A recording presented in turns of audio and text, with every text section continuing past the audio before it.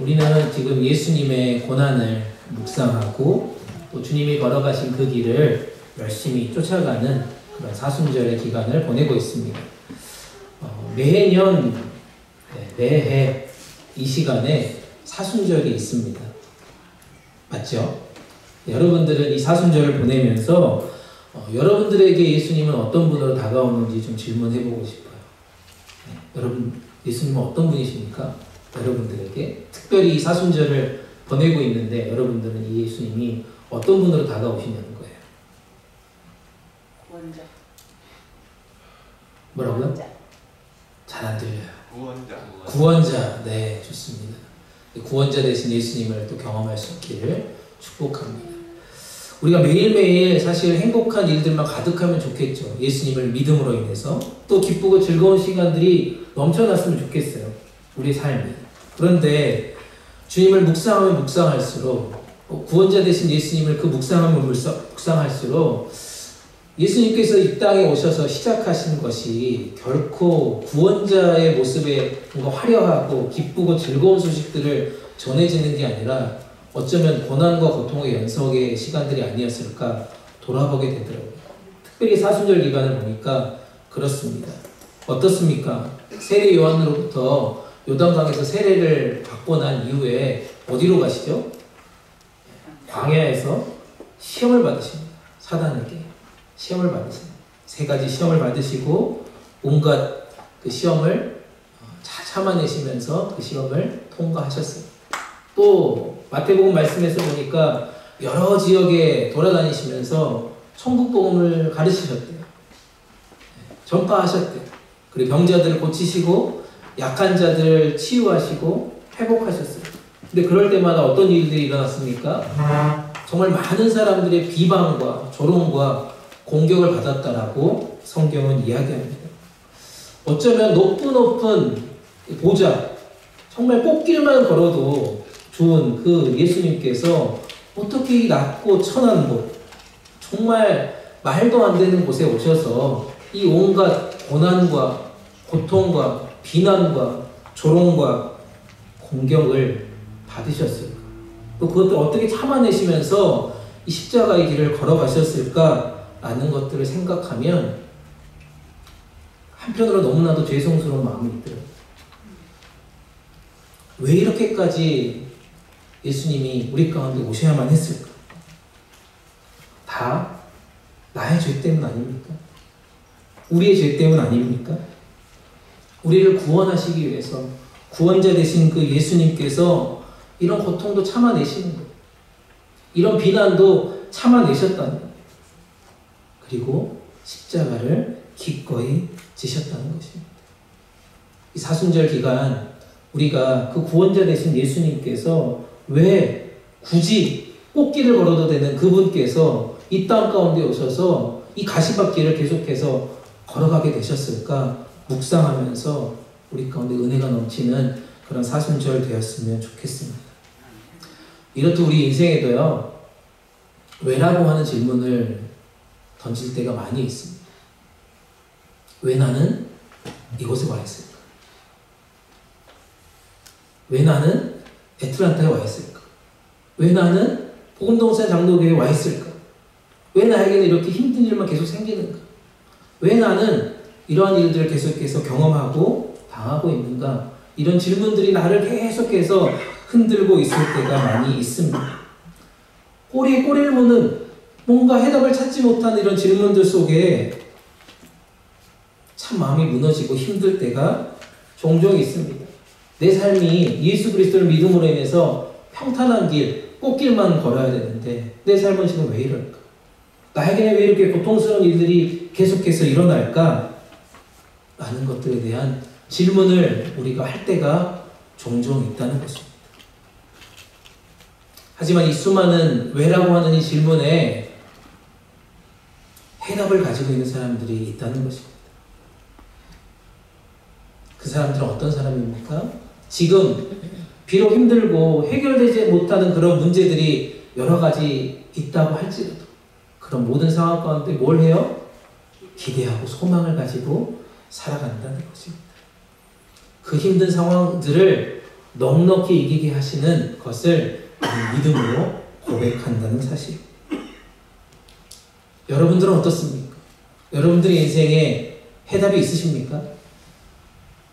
아직도 그 해답을 찾고 계십니까? 오늘 성경에 나온 이스라엘 백성들도 마찬가지라고 저는 생각합니다. 40년 동안 광야의 길을 걸어갑니다. 때로는 적들의 공격도 있었습니다. 물이 없는 고통도 경험했습니다. 먹을 것도 애굽 시대보다 넉넉하지 못했습니다. 또한 편안한 잠자리는 더더욱 없었습니다. 왜 나를 광야길로 보냈을까? 왜 우리 민족을 이 광야의 길로 던져줬을까? 라고 하는 질문을 할 수밖에 없는 상황입니다. 그런 이스라엘 백성들에게 하나님은 말씀으로 오늘 그 해답을 제시하고 있다는 것입니다. 사랑하는 성도 여러분, 이 자리에 여러분들도 분명히 그 해답을 찾기를 원합니다.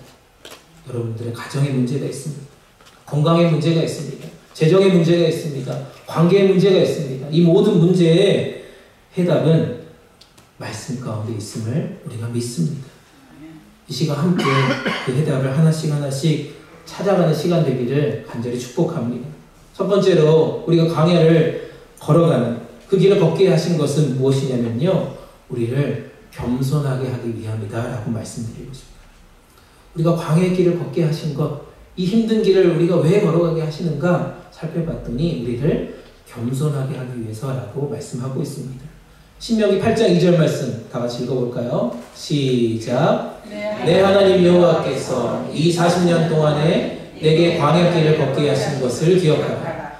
이는 너를 낮추시며 너를 시험하사 내 마음이 어떠한지 그 명령을 지키는지 지키지 않는지 알려 하십니다. 아멘. 이스라엘 백성들은 애굽에서 430년 동안 노예 생활을 하였습니다. 그것을 끝내고 이제 하나님께서 약속하신 그 땅으로 한 스텝 한 스텝 걸어가고 있는 상황입니다. 그리고 지금은 어디입니까? 시내산에 머물러서 가나안 땅으로 나아가기 직전입니다. 그 전에 그 땅을 정탐했던 사람들을 뽑았습니다. 12명의 정탐꾼들이 있었습니다. 그 12명의 정탐꾼이 가나안을 다녀와서 보고를 합니다. 여러분 다 아는 내용입니다. 근데 여기에 놀라운 사실은 똑같은 환경을 보고 똑같은 상황을 보고 두 패로 갈려 있습니다. 여호수아와 갈렙은 우리가 올라가서 그 땅을 취하자, 하나님께서 이 땅을 우리 가운데 주셨다라고 담대하게 선포합니다. 그들을 능히 이길 수 있도록 하나님께서 우리 가운데 힘을 주셨다. 그들은 우리의 밥이다 라고 그런 표현을 썼습니다. 하지만 나머지 10명의 정탐꾼은 어떻게 표현합니까? 그들은 거대한 민족입니다. 우리가 힘으로 싸울 수 없습니다. 우리는 그들 앞에 메뚜기 같은 존재입니다 라고 불평하였습니다. 그때 이스라엘 백성들이 어떻게 합니까? 하나님 말씀을 믿고 순종하며 그 길을 떠나야 된다라고 선포했던 여호수아와 갈렙의 말을 듣지 않았습니다. 10명의 정탐꾼의 말을 듣고 모세를 원망했습니다. 하나님을 원망했습니다. 그리고 그들은 한 지휘관을 세워 애굽 땅으로 다시 돌아가자라고 그렇게 선포했습니다. 사랑하는 여러분, 얼마나 거만한 생각입니까? 하나님께서 출애굽시켜주셨습니다. 하나님께서 약속의 땅으로 인도에 가시겠다라고 말씀해 주셨다는 것입니다. 하나님을 믿는 민족입니다. 하나님을 따르는 백성들이었습니다. 그런데 하나님의 약속을 깨닫지 못하고 하나님의 마음을 화나게 한 상태입니다. 그 메시지를 듣고 하나님께서 어떻게 행동하셨는지 혹시 아십니까? 그 원망을 들으시고 부정한 보고를 한 10명의 사람들을 그 자리에서 죽였습니다. 그리고 곧바로 가나안 땅, 그 땅을 정탐하고 돌아왔던 사람들이 40일 동안 정탐하고 돌아온 것을 하루를 1년으로 삼아서 40년 동안 광야의 생활을 하게 했다는 것을 우리는 성경을 통해서 보게 되어집니다. 사랑하는 여러분, 하나님 말씀에 불순종하였던 이스라엘 백성들, 가나안 땅으로 곧바로 인도하겠다고 하나님께서 약속해 주셨음에도 불구하고 그 길을 바로 가지 못했다는 것입니다. 광야길로 40년의 시간을 그들이 보내게 했다는 것입니다. 그들을 철저하게 낮추셨습니다. 그들을 철저하게 겸손하게 만들어 가셨다는 것입니다. 사랑하는 여러분, 우리가 광야길을 걷고 있다고 지금 느끼십니까? 그렇다면 겸손하게 하나님만 의지하고 살아가도록 변화시켜 주시기를 간절히 기도합시다. 아브라함은요, 성경에 보니까 아브라함은요 25년 동안 믿음의 조상이 되기 위해서 많은 훈련의 시간들을 겪었습니다. 마지막 아들을 죽이면서까지 그 시험 가운데 통과해서 어떻게 합니까? 믿음의 조상이라고 하는 닉네임을 받게 됐습니다. 지금 이스라엘 백성들이 인도하는 모세는 어떻습니까? 화려한 왕궁의 시대를 저버리고 미디안 광야에 가서 40년 동안 굉장히 낮은 목동의 자세로 그 시간을 보내서 이스라엘 지도자로 하나님께서 세우셨습니다. 다윗은 어떻습니까? 다윗은 이미 하나님께서 기름 부은 왕으로 세워주신 자입니다. 근데 사울 왕을 피해서 도망다녔습니다. 그 기간이 무려 17년이나 되었답니다. 그 17년의 시간을 또 견디고 또 머물고 있은 그때 하나님께서 그의 겸손함을 보시고 왕으로 다시 삼아주셨다는 것입니다. 우리가 잘 아는 사도 바울은 어떻습니까? 그는 의기양양하게 예수 그리스도를 핍박하고 예수 그리스도의 복음을 전하는 자를 죽였습니다. 그리고 하나님 복음을 받았죠. 다메섹 도상에서 받았습니다. 그리고 나서도 복음 전할 수 없어서 3년 반이라고 하는 시간 동안 아라바 광야라는 곳에서 훈련받고 복음 전도자의 소명을 준비하는 시간들로 하나님께서 삼아주셨다는 것입니다. 우리가 광야의 길을 통해 겸손하게 하나님을 만나는 시간들이 되어야 할 것입니다. 베드로전서 5장 6절 말씀에도 이런 말씀이 있습니다. 베드로전서 5장 6절 함께 읽겠습니다. 시작. 그러므로 하나님의 능하신 손 아래에서 겸손하라. 때가 되면 너희를 높이시리라. 아멘. 우리가 지금 광야길을 걷고 있다면 혹시라도 내가 교만하지 않았나 생각해보고 돌아봐야 할 것입니다.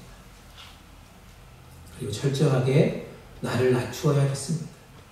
그럴 때 광야길에서 하나님의 능하신 손이 여러분 한 분 한 분을 높여주실 거라고 저는 믿습니다. 두 번째로 광야길을 걷게 하신 것은요, 하나님만을 바라보라고 하는 사인이라는 것입니다. 광야길을 걸어가는 그 길은 하나님만을 바라보라고 하는 시그널이라고 말씀드리고 싶어요.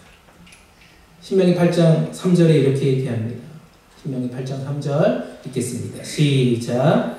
너를 낮추시며 너를 죽이라 하시며 또 너를 알지 못하며 내 조상들도 알지 못하던 나를 내게 계신 것은 사람이 떡으로만 사는 것이 아니요 여호와의 입에서 나오는 모든 말씀으로 사는 줄을 내가 알게 하려 하심이라. 아멘. 광야는 어떤 곳입니까? 아까도 말씀드렸듯이 물이 없습니다. 먹을 것이 없습니다. 농사를 지을 수가 없습니다. 아무것도 할 수 없습니다. 밤은 춥고 낮은 덥습니다. 인간의 힘과 노력으로 도저히 살 수 없는 곳이 광야라고 우리는 알고 있습니다. 그런데 왜 하나님이 정말 인간이 살 수도 없는 이곳에 이 광야로 200만 명이나 되는 이 민족들을 몰아넣으셨어요? 한 명도 아니고 30명도 아니고 100명도 아니고 200만 명, 그것도 남자만 그 수를 세겠습니다. 그리고 하루가 아니죠. 40년 동안 200만 명이 넘는 이스라엘 백성들이 40년 동안 이 광야길을 걸어가시는 것. 여기를 왜 몰아넣었을까? 생각해 보셨습니까? 겉으로는 지내기 너무나도 힘들고 열악한 환경입니다. 인간이 무슨 노력을 해도 아무것도 할 수 없습니다. 먹을 것을 생산할 수 있는 곳이 아니라는 것입니다. 그렇기 때문에 하나님은 광야에서 지내는 이스라엘 백성들에게 기본적으로 먹을 걸 주셨습니다. 그리고 거주할 곳, 그리고 냉난방 시설까지 완벽하게 갖추어 주셨다는 것입니다. 사랑하는 여러분, 하나님을 진정으로 믿고 따르는 백성에게는요, 광야라고 하는 그곳은 사실 힘든 곳이 아니라는 것입니다. 왜? 철저하게 하나님만 바라보면 그 인생을 하나님께서 책임져 주시는 은혜를 경험하게 된다는 사실입니다. 믿습니까? 우리가 광야의 길을 걸어간다고 해서 우울해하거나 슬퍼할 필요가 없다는 거예요. 우리가 철저하게 하나님만을 바라보면 우리 가운데 부어주신 은혜가 넘치게 더해진다는 사실입니다. 지금 여러분에게 허락하신 그런 환경은 어떻습니까? 일어나는 수많은 사건들을 보면서 여러분들은 무슨 생각이 있으십니까? 이 모든 일이 하나님께서 우리 가운데 마련해 주신 광야라고 하는 확신이 드십니까? 드십니까? 내가 지금 이 길을 걸어가는 것이 광야 길이라는 확신이 있냐고요. 삶의 모든 세밀한 구석구석까지 아시는 분이 우리 하나님이십니다. 단 한순간도 누락 없이 우리의 모든 먹을 것을 챙겨주십니다. 하늘에서 만나가 내려준 것처럼. 그 모든 은혜가 우리 가운데 있기에 우리는 감사만 해야 할 것입니다. 그리고 하나님만 집중해서 바라보아야 할 것입니다. 아멘. 4절에서도 말씀하지 않습니까? 4절에서 계속해서 말씀합니다. 신명기 8장 4절입니다. 읽겠습니다. 시작. 이 40년 동안에 내 의복이 헤어지지 아니하였고 내 발이 부르트지 아니하였느니라. 아멘. 이스라엘 백성들이 이 40년의 기간 동안 날마다 기적을 체험한다는 사실. 나는 지금 광야에 있어서 먹을 것도 없고 할 것도 없고 아무것도 없고 잠자리도 불편한데 말씀에서 보니까요, 내 의복이 헤어지지 않았고 내 발이 부르트지도 않게 그렇게 지켜주셨다는 사실입니다. 사랑하는 여러분, 여러분들의 인생이 짧죠? 그죠? 굉장히 짧습니다. 어느새 내가 지금 이 나이가 됐지? 라고 생각하지 않습니까? 맞습니까? 아직도 20대 같은데. 우리 인생은 생각보다 짧아요. 또한 내일 일을 알 수 없습니다. 우리가 하루하루 살아있는 존재만으로도 하나님께 감사할 수 있어야 할 것입니다. 하루하루가 광야 같은 삶일지라도요, 우리가 하나님을 집중해서 바라볼 때 정말 우리 안에 있는 모든 염려와 불안이 완전히 사라지게 될 거라는 것입니다. 그런 놀라운 축복이, 놀라운 은혜가 우리의 삶에 계속해서 넘쳐나고 있다는 사실을 기억하고 그 주님을 계속해서 바라봐야 할 것입니다. 골로새서 3장 1절, 2절 말씀에도 동일한 말씀이 있습니다. 읽어보겠습니다. 시작. 그러므로 너희가 그리스도와 함께 다시 살리심을 받았으면 위의 것을 찾으라. 거기는 그리스도께서 하나님 우편에 앉아 계십니다. 위의 것을 생각하고 땅의 것을 생각하지 말라. 아멘. 사람은요, 무엇을 쳐다보느냐에 따라 그 인생이 결정된다고 합니다. 땅을 쳐다보고 사는 사람은요, 땅의 것으로만 산다는 거예요. 근데 우리는 하늘을 쳐다보고 사는 사람이라는 것입니다. 위에를 쳐다보고 살아가는 그런 인생이라는 것입니다. 미래를 쳐다보고 사는 사람은요, 미래에 다가올 꿈과 소망으로 인해서 내 안에 기쁨이 넘친다는 사실입니다. 여러분, 여러분들의 미래는 어떻습니까? 희망과 소망이 막 넘치십니까? 아멘. 우리 인생을 살펴볼 때요, 우리가 바라봐야 될 분, 우리 인생의 목표는 뭡니까? 바로 하나님 한 분뿐이라는 사실을 기억하시기 바랍니다. 이 세상의 부나 명예 그리고 안락함을 추구하는 것이 아니라 하나님 은혜 안에서 살아가는 것이 우리 가운데 필요하다는 것입니다. 산상수훈에서 동일하게 말씀하지 않습니까? 예수님께서 너희는 먼저 그의 나라와 그의 의를 구하라. 그리하면 이 모든 것을 너희에게 더하시리라라고 말씀해 주셨다는 사실입니다. 광야 같은 인생길을 우리는 걸어갑니다. 그 인생길을 걸어가실 때마다 우리가 그 광야 길에서 땅을 바라보는 것이 아니라 더 하나님만을 바라보는 시간들 되기를 소망합니다. 그래서 우리에게 필요한 것들을 넉넉하게 공급해 주시는 그 놀라운 은혜를 우리 모두 경험하는 그런 복된 시간 되기를 간절히 축복합니다. 마지막으로 우리가 살펴볼 것은요, 우리에게 광야를 걷게 하신 것은 결국 하나님을 예배하는 자로 훈련시키는 것이다 라고 말씀드리고 싶습니다. 이 광야길을 걸어가며 하나님을 어떻게 예배하는지, 우리가 결국 하나님을 예배하는 자로 살아가기를 하나님께서 원하시는구나 라는 것들을 깨닫게 된다는 사실입니다. 신명기 8장 5절 6절 말씀입니다. 함께 읽겠습니다. 시작. 너희는 사람이 자기 자녀를 훈련시키듯이 주 너희의 하나님도 너희를 훈련시킨다는 것을 마음속에 새겨두어라. 너희는 주 너희 하나님의 명령을 잘 지키고 그의 일을 따라가며 그를 경외하라. 아멘. 부모는요, 사랑하는 자녀를 훈련시킵니다. 훈련하고 잘 가르칩니다. 여러분 다 그렇게 하셨잖아요. 기저귀 갈면서부터, 배변 활동하면서부터, 밥 먹는 것부터, 가방 싸는 것부터, 도시락 먹는 것부터, 이제 여러분들 결혼하시고 자녀를 낳으시는 분은 어떻게 합니까? 이제 자녀를 어떻게 키우는 것까지 잘 가르치고 있습니다. 훈련하고 가르치지 않으면 내 자식이 아니죠. 남의 자식이죠. 관심 없어요. 근데 사랑하는 자녀에게는 훈련하고 가르치게 되어 있습니다. 여러분들은 하나님의 자녀가 맞습니까? 정말 2분 정도. 여러분들 하나님 자녀가 맞냐고요? 하나님께서 여러분들을 훈련시킨다는 것입니다. 영적인 아버지 되신 하나님께서 이스라엘 백성들을 이 광야에서 훈련시켜 주셨듯이 우리도 훈련시켜 주신다는 사실입니다. 훈련시켜서 어떻게 해요?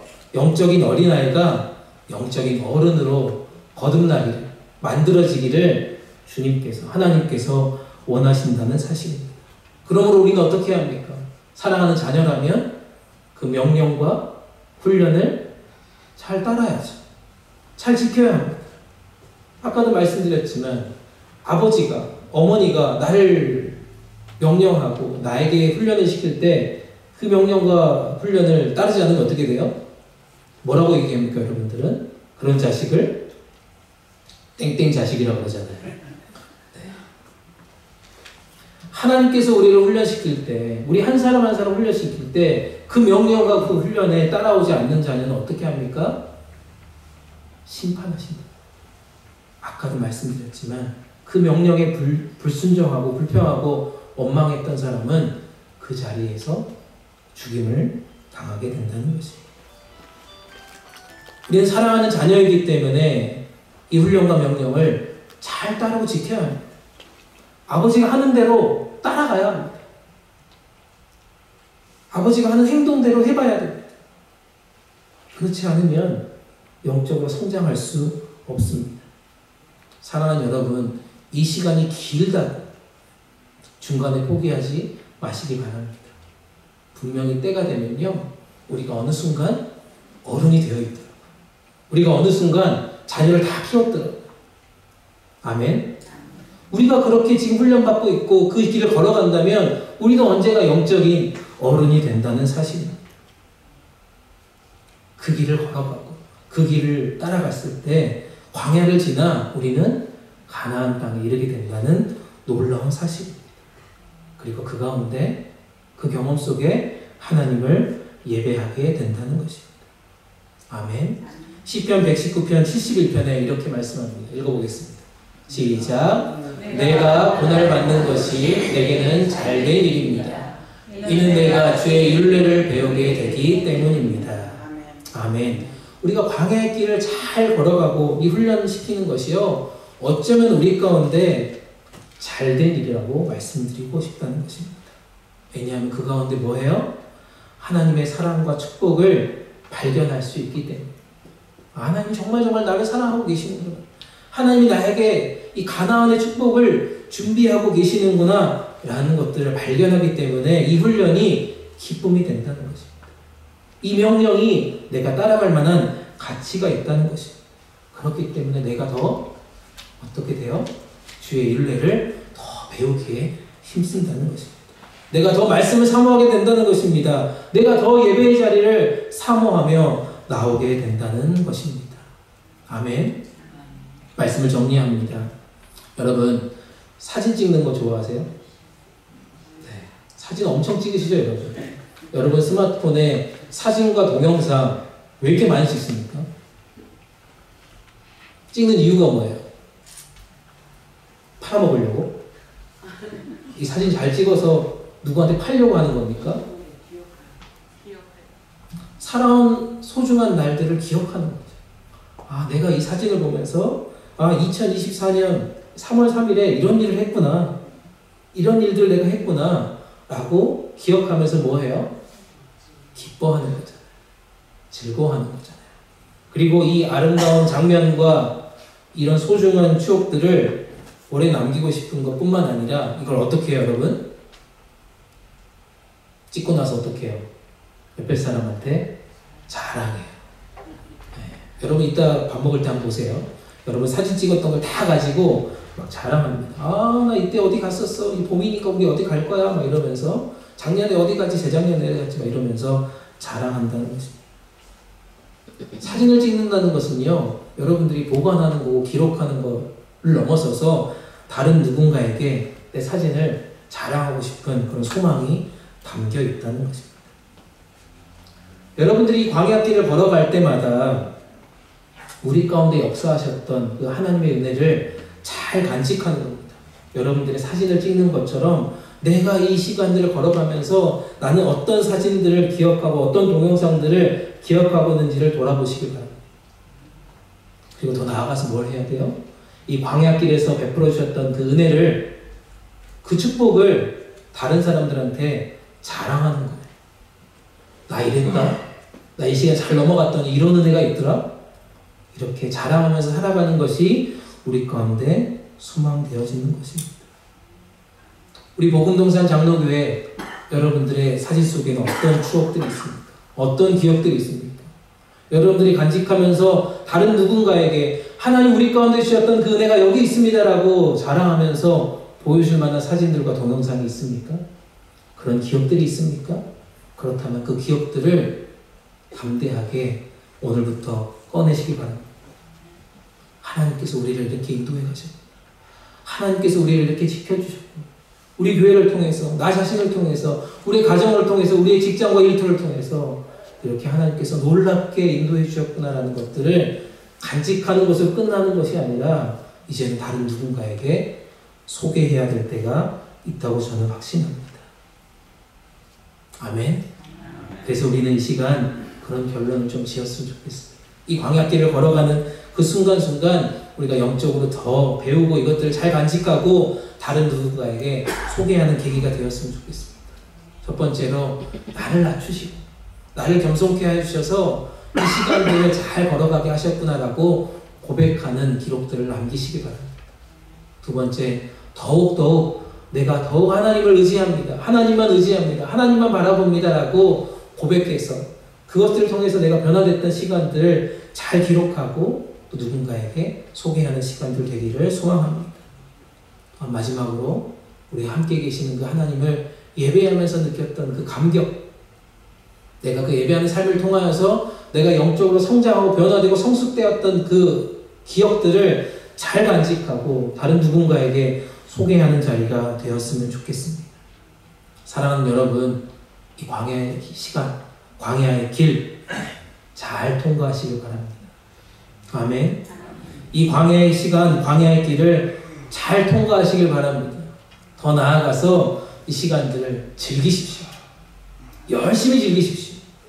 광야를 주심에 감사하십시오. 하나님께서 이 광야 가운데 우리에게 필요한 모든 것들을 공급해 주시고 버팀목이 되어 주실 거라고 믿습니다. 또한 이 광야를 지날 때, 광야를 지나서 가나안 땅으로 들어가는 그 감격과 그 환호를 우리가 이 시간 준비합시다. 그런 하나님을 끝까지 의지하고 여호수아와 갈렙처럼 광야라고 하는 이 시험에서 합격해서 이 땅에서 하나님의 나라를 그 축복을 온전하게 누리고 천국 가는 그날까지 그 인생이 복된 인생 되기를 주님의 이름으로 축복합니다. 아멘. 기도하겠습니다. 생명의 주인 되어주신 하나님 감사합니다. 예수 그리스도의 십자가의 고난을 묵상하며 구원의 은혜와 감격으로 살아가게 하시니 감사합니다.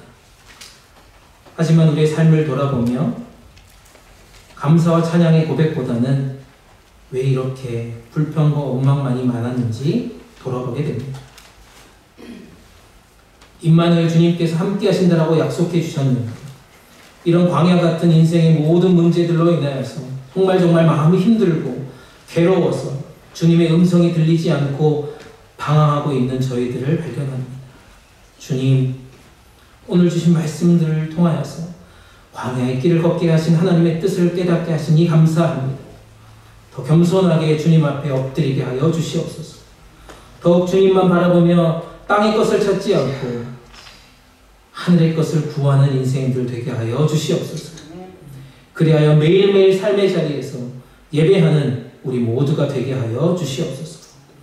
우리의 생각을 전환하여 항상 감사하는 믿음으로 나아가게 하여 주시옵소서. 영광과 찬양을 받으시기에 합당하신 구원의 소망 되신 우리 주님 예수님 이름 받들어 감사하며 기도드립니다. 아멘.